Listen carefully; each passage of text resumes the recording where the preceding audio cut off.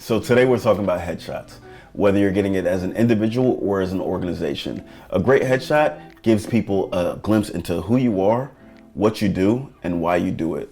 So whether you're a doctor, a lawyer, or entrepreneur, you're always gonna wanna get a headshot that matches what your personal brand is. So there's a couple of things that make a really great headshot. You wanna make sure that it's clean and simple. Your background, you wanna make sure that there's not really a lot of distractions.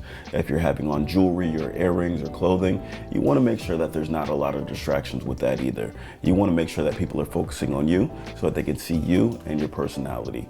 And that brings me on to the next one. You wanna definitely showcase your personality. You wanna make sure that you're confident and approachable. A confident and approachable headshot is like coming up and talking to somebody, meeting them and shaking their hand. You want to just give a good energy when somebody sees your headshot as well. You want to make sure that you're smiling. If anybody remembers back in the day with Tyra, you want to hit them with the SMIZE. So not only are you smiling, but you want to smile with your eyes. Sometimes you can keep your mouth closed and just give them one of these. That's my, all right, hold on. It's my blue steel impression. But you want to make sure that you're smiling with your eyes. You show some teeth and things like that. It really kind of sets the viewer at ease. It makes people know that you're approachable and that you're somebody that they would want to work with. A professional headshot is not a glamour shot. Like you want to make sure that you're not overdoing it with your hair or your makeup. It's your everyday look, just you in your best light. So you want to make sure that you have simple, clean makeup. Your hair is how it's typically.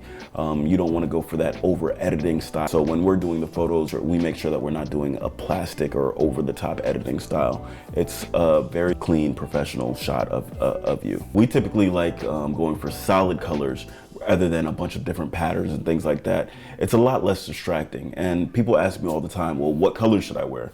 Well, what color do you get complimented in a lot? If somebody says, oh, that color really brings out your eyes. Yeah, that's a good color to work with, or it complements your skin tone. That's a good color to work with. There's different color sciences that go into colors and things like that. Blue is a really trustworthy color. A red tie is a stop in your tracks, authoritative type of color. There's different colors and different color sciences and things like that, but I won't get into it too much in this video. It's one of those things that you can kind of Google and see what different colors mean different things to the viewer. You want to make sure that your wardrobe also matches the profession that you're in. If you're a trendy up-and-coming startup, you might want to just wear a jacket with a clean t-shirt or a collared shirt rather than a suit and a tie. If you're a lawyer, people are going to want to see you in that suit and tie and jacket, crispy and freshly pressed and things like that. Or if you're an actor or actress or music artist, you want to have a lot more of a laid back style as well. Something that's more traditional to what you would wear. So you just want to make sure that your wardrobe matches the brand that you're going for. Our favorite headshots are the indoor headshots, which have just a simple background. They're easy to be cut out so that you can take them and place them on flyers and things like that. Sometimes we'll get a little bit funky with it and throw in some different colors, some bright blues or bright oranges and things like that.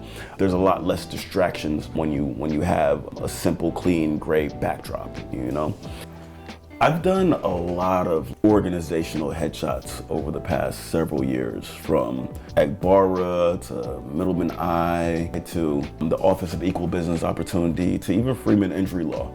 And one of the things that I always kind of talk to our clients about is making sure that they have a unified image whenever they're doing their headshots. I also want to make sure that it matches whatever their personal brand is. So typically what we want to do is we want to do group headshots for organizations so that one, they're all similar in their look and feel, and two, to make sure that everybody in the organization has a professional headshot, because nothing's worse than grabbing a selfie and putting it on your company website. So I want to kind of get into some mistakes that you need to avoid when coming in for your headshot.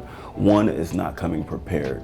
You want to make sure that your hair and your makeup is on point and that you're arriving on time, because otherwise you might feel rushed. You might look unhappy in your headshots because you're feeling flustered or rushed or whatever. Another one is you want to make sure that you're looking like yourself.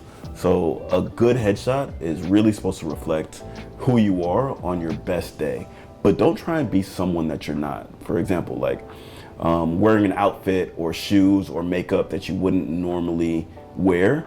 because in the photos you might feel uncomfortable, and that uncomfortableness is going to show through the photos. Especially like if you have a fake smile. Like, we do our best to try and make you laugh, but fake smile, it makes it look like you lack a personality. So we want to make sure that we bringing out real smiles. So sometimes like we're setting the right music. You could bring a friend that kind of helps you more relaxed. Typically, I'm usually that friend. And also, you don't want to overdo it with your clothes or your fashion. A headshot is really supposed to represent you and not the clothes that you're wearing. So you want to make sure that everything is simple, from stud earrings or simple hoops to nice clean blazer or just simple shirts, solid colors, not a lot of crazy patterns. So it's also important to have a great headshot, because your profile picture in this digital world, it basically shows the world who you are. It's gonna immediately give them an impression of you. And that's why investing in a great headshot is priceless, because whenever people meet you online, they're gonna meet this version of you. The only thing that they're gonna be able to see is that headshot that you have in your profile picture. So whoever views your profile or your resume, you wanna make sure that you're giving them the best possible impression of you. If you are serious about making a good first impression, a professional headshot allows you to communicate who you are to anyone that visits your profile or reads your resume. So that was some tips on 1, why you need a headshot, 2, how to prepare for a headshot, and 3, why it's important for your organization to get a headshot as well. So thank you so much for watching. Make sure that you hit that subscribe button for more videos like this. Hit the notifications, because we're dropping videos every week or so. And share this with somebody else that might need a good headshot.